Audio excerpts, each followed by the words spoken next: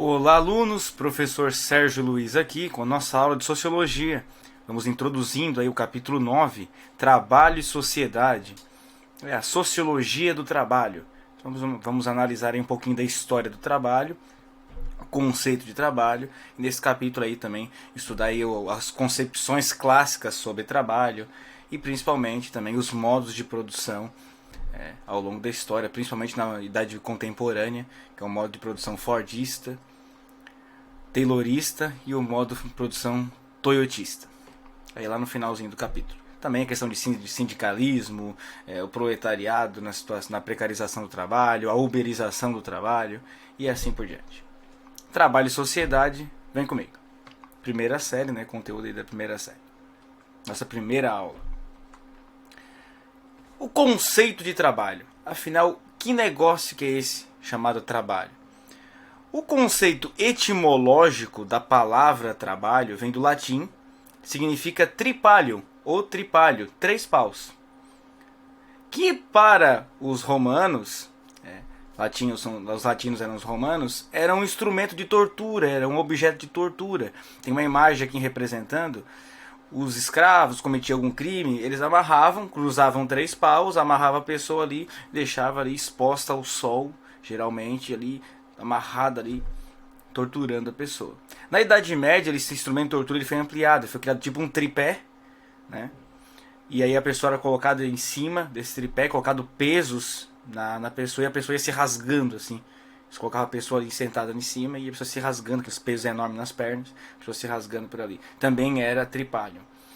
Também era chamada de tripalium. Mas aí já é uma modificação medieval, né, na tortura medieval ali da Inquisição.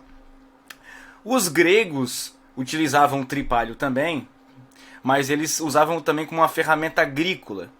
Essa tem uma imagem aqui representando semelhante, não tem a imagem original, né? Mas era tipo era uma ferramenta, o cabo era um pouco maior, que eles batiam nos grãos, no feijão, no trigo e etc, em outros grãos para descascá-los. Então era batido, não ficar descascando manualmente, né? Então era batido, só que isso era feito no sol, o dia inteiro no sol.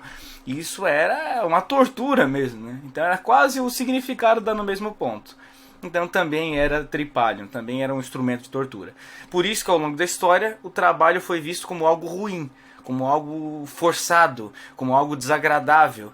O trabalho não tem ao longo da história aquele sinônimo de assim, não, trabalhar é algo bom, é algo que me transforma humano, que me faz eu sobreviver. Não tem essa ideia.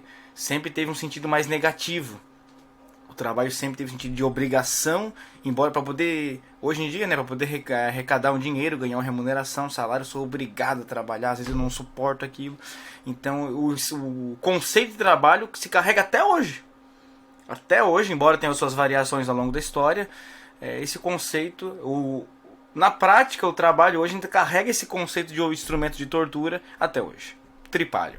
Então não esqueça aí do tripalho. Objeto de tortura, conceito etimológico da palavra trabalho. Mas o que é trabalho? De conceito mesmo, não conceito etimológico de palavra. O trabalho é uma atividade humana que transforma a natureza. Então, nesse sentido, o Engels, num textinho dele, comparando o homem com o macaco e tal, ele vai falar que o trabalho, só o ser humano trabalha. O que transforma, o que diferencia o animal do homem é que o ser humano trabalha. O ser humano transforma a natureza, na visão do Engels. Então o trabalho é a ação humana que transforma a natureza. Tem um objetivo, que é visar a sobrevivência, as necessidades de sobrevivência do ser humano.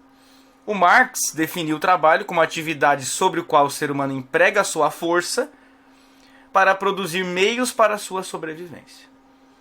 Percebe que a gente está falando de trabalho. Vamos evoluir o conceito depois.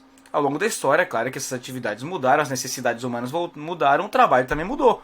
Mas o conceito permanece universal. A atividade humana que transforma a natureza visando satisfazer as suas necessidades de sobrevivência. Ao longo da história do Ocidente, principalmente da sociedade ocidental, greco-romana e americana, né, europeia, né, e americana, o trabalho foi usado para classificar as pessoas.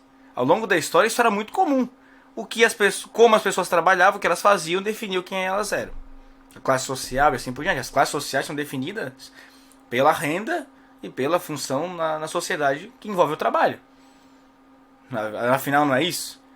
Para definir hoje rico e pobre, é simples. O rico, ele não precisa trabalhar, tem quem trabalhe para ele. E ele ganha muito, uma remuneração muito alta, sem a necessidade de trabalho direto. O pobre é aquele que trabalha a semana inteira, o mês inteiro, a vida inteira e ganha muito pouco. Ou ganha, nem se compara com o que o rico ganha. É um conceito simples, é coisa de senso comum. É só comparar. Então, ao longo da história, o trabalho sempre foi o meio para poder definir, classificar as pessoas. Em sua história, o trabalho intelectual teve maior valor que a atividade braçal, que estabelecia uma hierarquia. Claro que em alguns períodos, algumas sociedades, isso não foi bem assim, mas de forma geral, principalmente começando lá na Grécia, o trabalho intelectual era muito mais valorizado.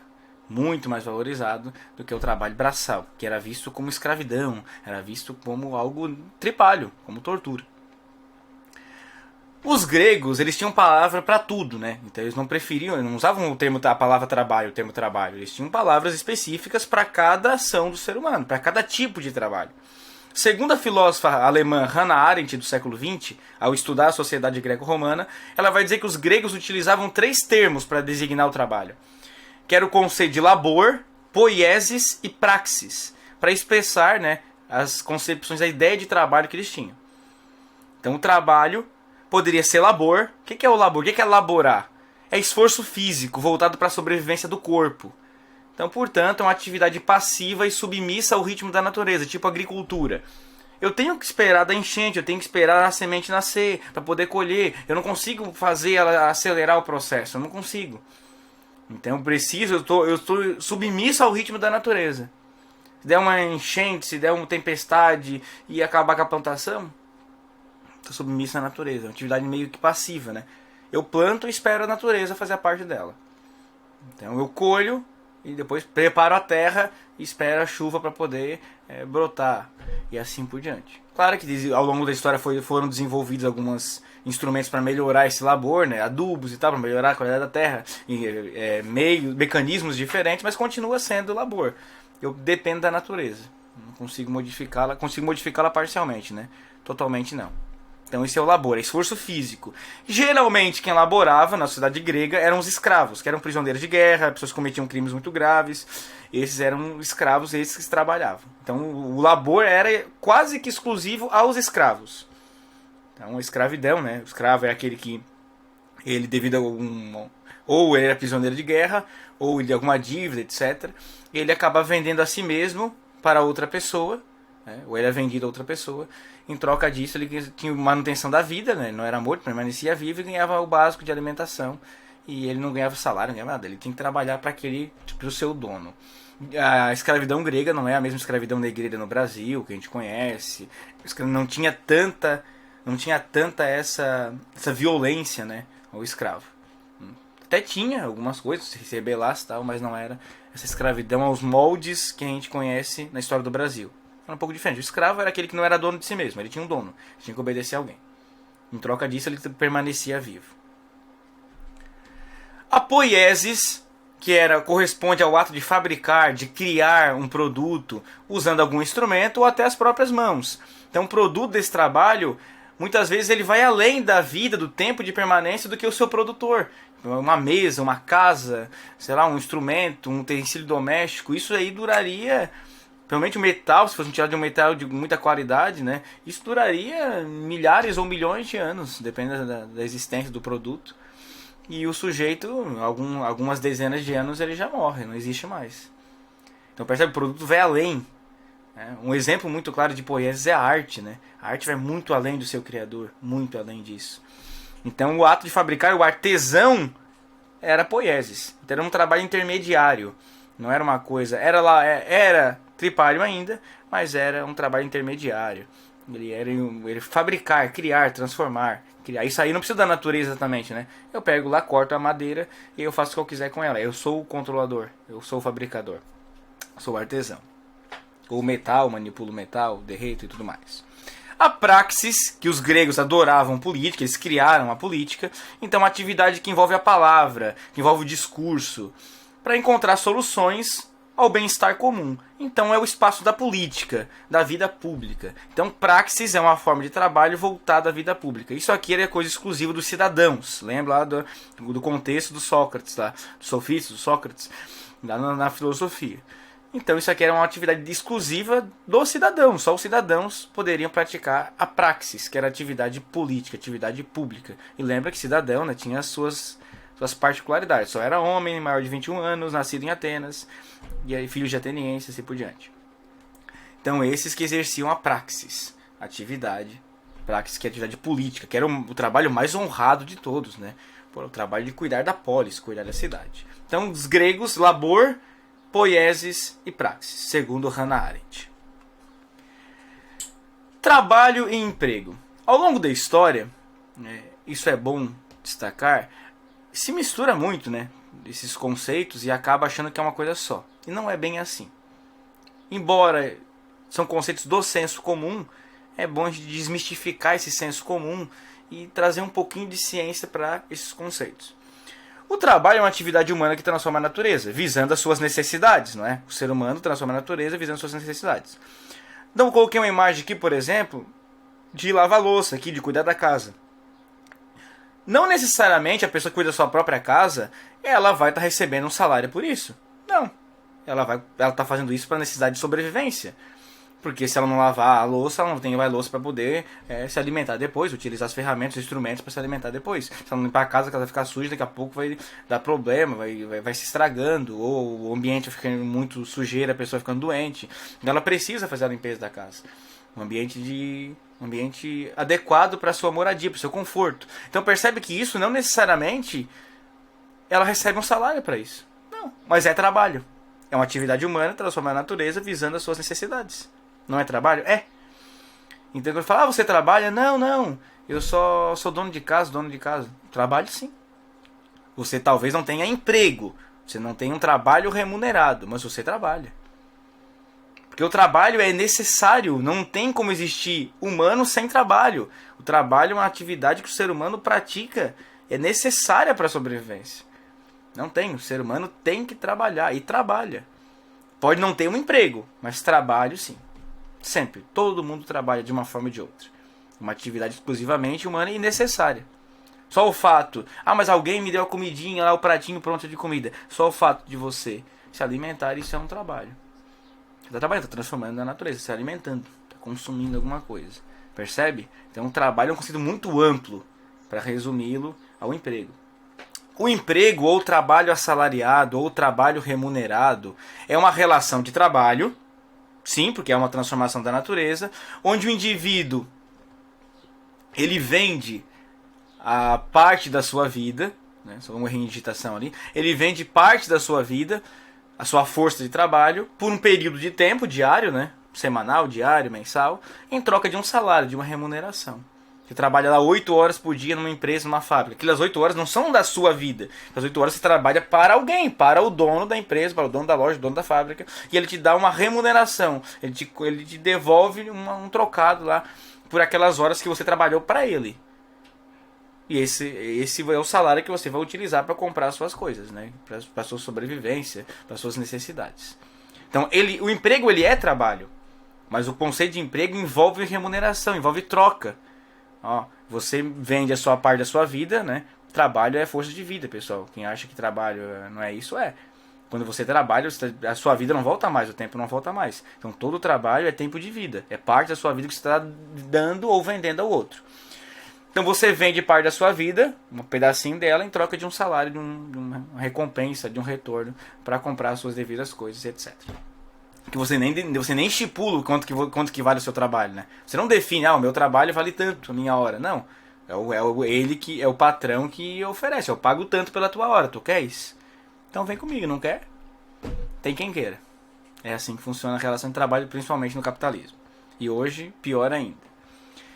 Outra imagem que eu coloquei aqui para desmistificar esses preconceitos existentes sobre trabalho é a ideia da leitura, do estudo, da atividade de aluno. Vocês, estudantes, a ideia de que vocês não trabalham. Errado, sociologicamente falando, estudante é trabalho, está transformando a natureza, ele Ele está se transformando a si mesmo e produzindo conhecimento. Está transformando a natureza social também. Quando a gente fala natureza, também não é só a natureza biológica e natural, né? Meio ambiente. É natureza social também.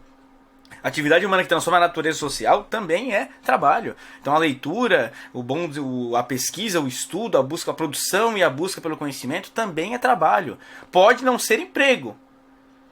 Então todos os alunos que vão à escola, eles estão trabalhando. Aquilo ali é uma forma de transformação da natureza social. E muitas vezes até natural, né? Pode ser criado um projeto ali, alguma coisa que vá ajudar na contribuição de transformar o meio natural também. Mas o meio social principalmente.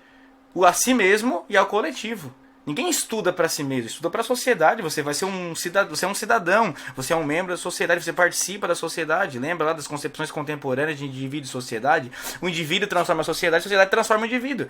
Primeiro a sociedade transforma o indivíduo, molda ele, depois ele pode contribuir para transformar a sociedade. Socialização constante. Então não dá para negar que que o estudante, a profissão dele é ser estudante.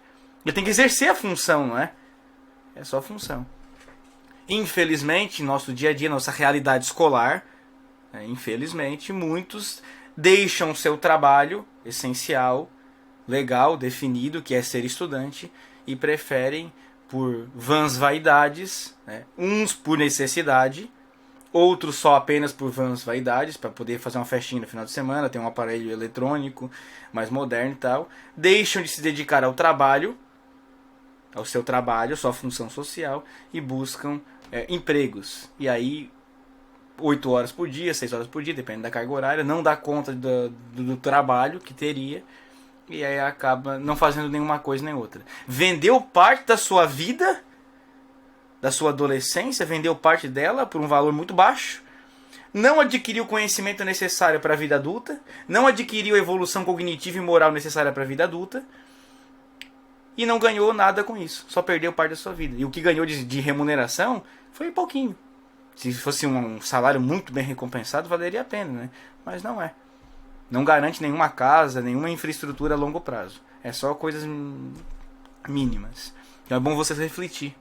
Será que vale a pena eu abrir mão do meu trabalho como estudante nesse período da minha vida só para ter um emprego durante 2, 3 anos? Só 2, 3 anos, pessoal, isso não é nada. Ou vale a pena eu me dedicar ao meu trabalho agora, transformar minha própria natureza, contribuir para a transformação futura da natureza social, e depois eu vou buscar o emprego? Não quer dizer que você não trabalha. Muitos ajudam na atividade doméstica, na atividade de casa, os pais, etc. Não tem problema nenhum, dá para dividir a carga horária. Mas lembre-se, trabalho é tempo de vida. Emprego é vender o seu tempo de vida em troca de uma remuneração. O que vale mais a pena? Bote na balança. Então na aula de hoje eu fico por aqui. Em seguida a gente volta com a aula sobre o trabalho ao longo da história. Assim, uma visão bem geral do trabalho ao longo da história.